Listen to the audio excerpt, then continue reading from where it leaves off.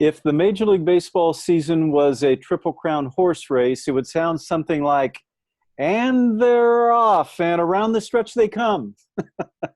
It would be the beginning and close to the end almost right away. That's the baseball season. Hello and welcome to Double AI. This is the podcast about analytics in the business of sports. Say hello to Andrew in San Diego. Hey, Andrew. Hey, Phil. Hey, everyone. And Ari in the shoulders of the Midwest in Chicago. Hey, Ari. Hey, Phil. Hey, Andrew. Hey, listeners. All right. So, guys, we have two data scientists, and we're going to put them to work poring over the data. You know, last week we did talk about Drive, data robot. Help me out here, guys. Intelligent value estimator. So we took, 1,500 stats and another 2,000 variables and came up with some predictions for the season. And I love them because, one, they're so close to accurate as best as we can tell today. And two, they present a real variety of topics for discussion. So we're going to get into them. Now, because you guys are data scientists and I'm not, we're going to use the word random, and I would use the word just unpredictable. No one knows what's about to happen in the baseball season. Ari, would you agree with that? I mean, you spent an adult lifetime in the industry. Does anyone really know what's about to happen in big league baseball? No, it's unprecedented on so many levels. Going across, going up and down, going diagonally. Andrew, let's top that. How do you answer that same question? I don't know if anyone can top what Ari just said, but I mean, no one knows what's going to happen, right? It's over the last week, people have begun talking about, we're going to look at the top 10 leaderboards at the end of this season for the key stats for players. And you're going to go, how did that person make it on that list? And I think you're going to see the same thing in the standings for these teams. You're going to look at that and go, how did that team either not make the playoffs or make the playoffs? See, I, as a baseball fan and having worked in the industry, I love the unpredictability. It's all going to happen very quickly. So guys, a week ago, we were sitting here talking about how Drive predicted that the Dodgers would be a dominant team and that the Braves would be just a half step behind them. But boy, look what happened in a week. The Dodgers learned that Walker Buehler, who is their best pitcher, it's not Clayton Kershaw anymore. Buehler's the best pitcher. He admits that he really wasn't staying on top of things during the break. He's only good for 3 to 4 innings, according to Dave Roberts, the first 3 to 4 outings. He only gets 12. So, Andrew, if we were doing Drive all over again, how do you think that would impact things? Well, I mean, clearly it's going to reduce his value, right? The prediction for his WAR is based on the number of innings we expect him to pitch. And he's already said he's going to miss, what is it? You're saying 4 out of 12, third of the games, he's not going to pitch his full innings. So what, about a sixth less innings? That has to impact the value he's going to provide. And I mean, the Dodgers have a good farm system, but you're not pulling up someone of his caliber as a replacement. May not be a traditional replacement level player. Well, and then, all right, I'm going to put the same question to you for the Braves. You know, a week ago, we're having this conversation, and they're thinking we're getting Freddie Freeman back. Then, in the meantime, Freddie admits he had a 104.5 degree temperature during the time in which he was impacted by COVID, he was infected, and that 2 days after he began to recover, he couldn't stand up from dizziness. Now, all right, you're in the front office of the Braves. What are you expecting from him, and when do you start to expect any kind of contribution? I just don't know. How do you approach that? Yeah, me personally, I care very much about each individual player and their long-term career and health, so that always concerns me. Other GMs, if it's the last year on their contract, want to make the playoffs. So some people may just look at it, how can I win just this year? But for me, I take the long-term approach. It's 60 games, hopefully now, and more games in the future. He's a key person, a key player, leader in baseball on my team. So I want him happy and staying long-term. And so I would look to him to guide on how much he'd want to play and be comfortable, and then try to fill around it. And one thing to go back to the Dodgers, great point about Buehler and David Price also affecting. So those two are kind of a 1-2 punch for the Dodgers. They do have Betts, Bellinger, Seager, Muncy, and a lot of other great depth, but those two are going to hurt them as well. Well, and Andrew Friedman, since he's been in charge there, has done such a wonderful job of creating pitching depth throughout his 40-man. And that's going to be challenged here because not only is it what you just talked about, but Pedro Baez, the setup man, and Kenley Jansen, their closer, those guys may not be at full speed either. So what can we count on? That's the question. And to answer that, we may, instead of looking at the top with the Dodgers, Braves, Yankees, Astros, and the other league, let's start at the bottom. What can we say about the teams that clearly are predicted to struggle? We'll talk about, the Marlins in Baltimore. What can we say about them, Andrew, and teams similar to them right now?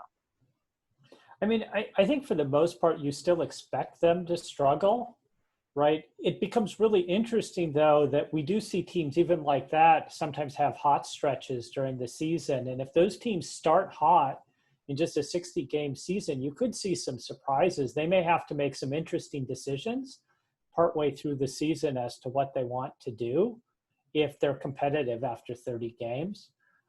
But I think those teams are going to run into the same problems the Dodgers are going to run into, but just not have the same level of depth and ability to compete anyways. So I expect them to perform poorly. Yeah. So, all right. Was it a year ago that the Mariners got off to a hot start? It seems like forever. And the Mariners are one of those teams. So we're going to go ahead and we'll take 6 teams. The ones we talked about: the Mariners, Royals, Tigers, Pirates, and the Giants too. I mean, the Giants not only have Buster Posey sitting out, but Longoria and Belt. There's a bleak outlook there. And we were joking before we went on. One of the writers that covers the Giants says that the club has freedom from expectations. That's a kind, even maybe unintentionally humorous way of saying these teams, they have challenges. So if we eliminate them, here's the question I'm going to propose to you guys. What if, and this is the what if I were to give each of you guys $1,000 and you're going to place a bet on this year? What's the bet that you guys take? And I for our listeners, I gave them a heads up on this before, but Andrew, you're the gaming guy. You have $1,000 to put down on this season. What's a bet? What is a lead cinch bet? Money in the pocket. This is such a hard question because I don't think there is any certainty in this. There's part of me that's inclined to put money down on the season doesn't complete. I think just looking at the state of society, the state of various states that people are going to be trying to play in, and we've already seen it in the MLS where a couple teams have had to drop out because they had rampant infections. And, if you go through and you look at the Yankees, or you look at the Twins or the Indians, who we expect to win out of the AL Central, it could so easily go completely wrong if they get an infection in that clubhouse. And so I think that's got probably a higher likelihood than me being able to say the Yankees are going to win the World Series or the Dodgers are going to win the World Series. So, Ari, where do you see some form of gaming certainty? Yeah, I know we talked a lot about the Dodgers and a couple key players going out, but they have so much depth. And you look at the rest of the division, Padres, Diamondbacks, Rockies, Giants, that even with that, our projections without that 5 games lead, only after 60 games, with that, it might be, a 4-game lead or, something of that nature, which is still probably the biggest of any division. So that's where I would put my money on the Dodgers, at least winning their division. See, I'm going to err on the side of, Andrew, things are so uncertain. I would take the 6 teams that no one's counting on. I wouldn't put down 1,000. That would be money that would be flying out the door. but I'd put down 100 on the 6 if I could take the field of the 6 teams that are expected to struggle. I'd go ahead and say, all right, for entertainment purposes only, I'm going with the Marlins and the Orioles, which probably is some unintended humor in itself. But okay, so if all right, if you're going to go with the Dodgers and you like that, give us a parallel thought in the American League. What do you see happening in the American League then? Yeah, well, one big wild card is the Astros. Have some great players, but they're expected to be kind of booed and harassed all season, and won't get that as much if there are no fans. But yeah, the American League is so tight. The Yankees by like 1.5, 2 games, Twins by 1 game, Astros by like 2 games.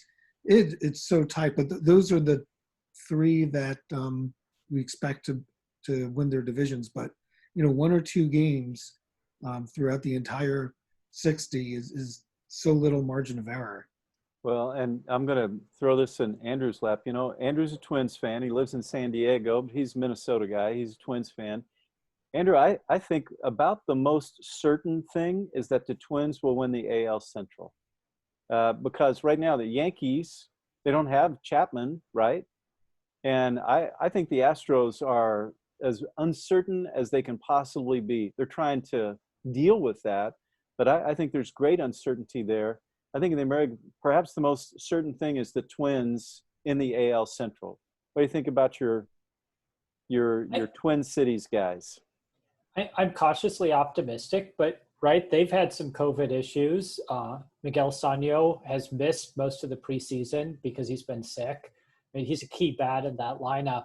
And this is what makes it so hard is that the Twins are so dependent on just a couple of players. We know they play better when Buxton is in the lineup than they do when he's out of the lineup. And he's been struggling with a high ankle sprain all, I suppose, summer camp. That seems weird to say. So if he doesn't come back, that team doesn't perform as well. We'll see. We'll see what happens. And again, I think it does come back to, do they get injuries to key players, right? If one of those players goes out, is there time to recover? If a couple of those players get sick, what happens then? How many people go out and for how long? I think you're right. I think they may have the easiest path. Cleveland hasn't really done enough, I don't think, to change what happened last year. And I think playing in the Central is just easier, especially now that they don't have to go play in the AL East and play some of those AL West teams.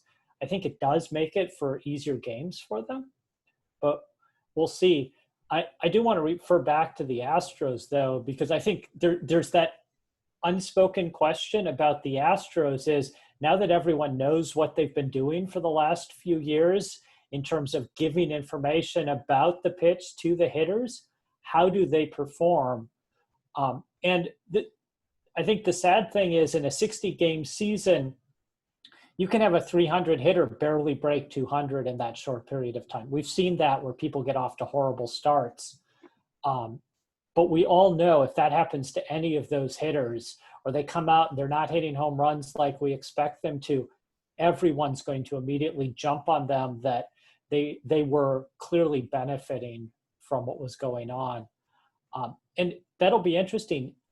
If that really was what was driving the Astros' success, we may all be overvaluing the Astros going into the season. Well, Andrew, you and I have talked about this before. I think you're 100% right. The 162-game grind is a game of mental toughness. And I take a look at the top of their order, right? I mean, come on, Springer, Altuve, Bregman, Correa.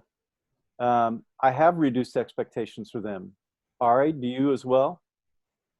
Yeah, they, the detriment is, having, the lack of the in-game, banging insights is, kind of adjusted upward. And there's been plenty of studies showing it was practically every home game, and then probably more if there are buzzers involved. So that could hurt them. And one thing that would help them is, not being harassed verbally during the game, since that could wear down upon them. So yeah, By fans, yeah, harassed by fans, right? if you're a broadcaster and you harass them, everyone in the stadium will hear it. But yeah, like maybe in their hotel or outside. But yeah, so there probably will be a bit of a downplay there.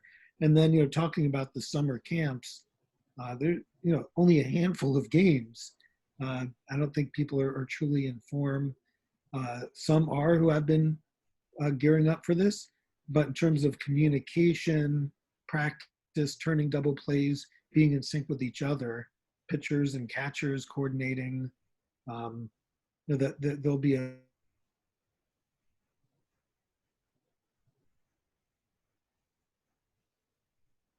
Andrew, I think we have technical difficulties, there we but go.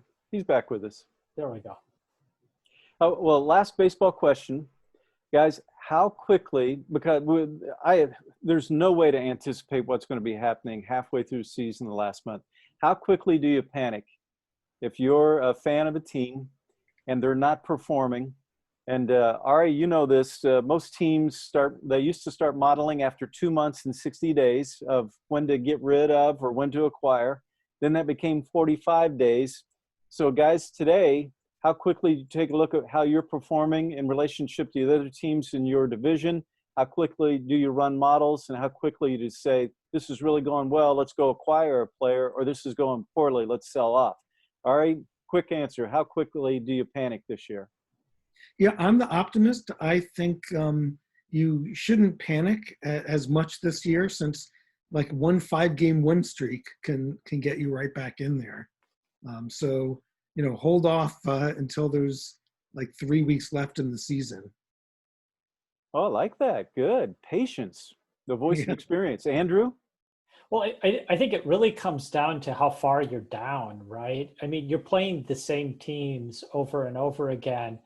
And, if you're 5 games back after the first month of a normal season, there's no reason to panic yet. You can make that up. We've seen teams make that up. We saw what the Nationals did last year, but it's going to be hard to make up 5-10 game deficits in such a short season. So I don't know exactly when I would panic, but I would be watching that deficit, knowing that it's just going to be hard to gain a lot of those games.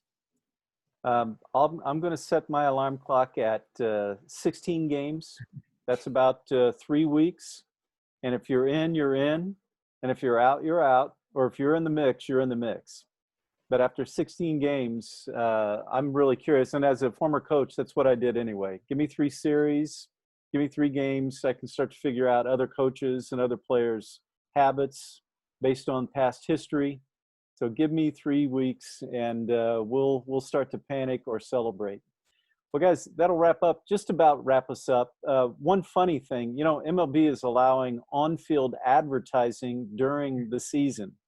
So can you imagine a base sponsored by, or the mound sponsored by, or I've got the ideal sponsorship for home plate and for catchers is the Nutty Buddy. And of course, if you know the Nutty Buddy, if you don't go to YouTube, if you do, you'll get a laugh later on. But that would be hilarious, a product. Andrew, are you familiar with the Nutty Buddy? I am not. I'm going to have to go look. It protects the family, so to speak.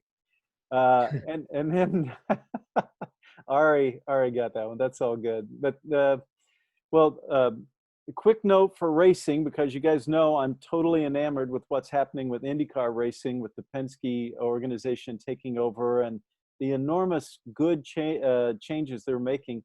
Get this, guys. The Indy 500, just this morning before we went on to record this, is ending ticket sales to limit attendance to 25% for the Indy 500. That's on August 23rd. Now, the Indianapolis Motor Speedway has 250,000 permanent seats. So that equates to somewhere around 80,000. One estimate is they're going to have around 60. Another is they're going to have somewhere around 87.5. Required masks. They're going to encourage fans over 65 to skip the race. They will allow people in the infield, the snake pit part of the infield, but they're going to enforce social distancing. But if that happens, the Indy 500 would then become the world's largest gathering of sports fans since the onset of the coronavirus pandemic. Think the NFL and college football will be paying attention? I think so. I think so. Speaking of the NFL, they may drop all exhibition games and just start the season. How about that? Wow. Well, we celebrate Major League Baseball because the NFL is about to elbow its way back into the hearts, headlines, and the pockets of the industry. And so, guys, we'll say thanks a lot. Andrew and Ari, guys, great work on the Drive blog. And if our listeners, if you have not seen the DRIVE blog, the Drive Estimator, go to datarobot.com/sports or go to the blog, datarobot.com blog, and you'll be able to pick that up. It is worth the read, especially with Thursday's opening day looming. Well, guys, that's a bit about it for us. Andrew and Ari, thanks for hanging out with me. Appreciate it. Yeah, thank you. Always a pleasure. All righty. Opening day. Well, nothing random about us getting together once a week to talk about analytics in sports. We'll say bye for now. We'll catch up again with you next week on Double AI, the podcast about analytics in the business of pro sports. Thanks, guys.